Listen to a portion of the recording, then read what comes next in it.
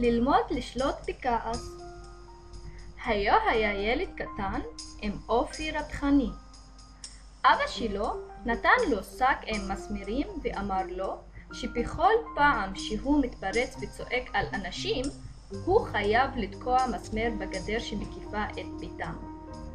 ביום הראשון תקע הילד 37 מסמרים בגדר, אך במהלך השבועות הבאים, ככל שלמד לשלוט בכעסו, ירד מספר המסמרים שהוא תקע בגדר.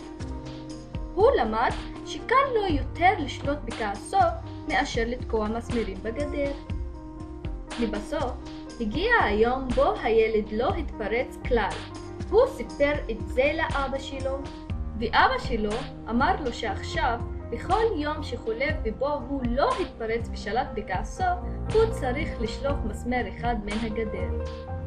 הימים חלפו, ולבסוף הגיע הילד לאביו ואמר לו שכל המסמרים נשלפו מן הגדר. האב אחז בידו של בנו, לקח אותו החוצה אל הגדר ואמר לו, כל הכבוד בני, על שלמדת לשלוט בכעסיך. אבל הסתכל נא אל החורים שבגדר.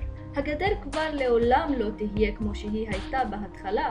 כשאתה אומר דברים מתוך כעס, הם משאירים צלקת בדיוק כמו החור שבגדר.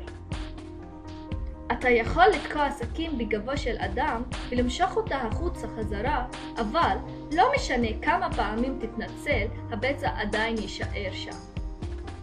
הסוף.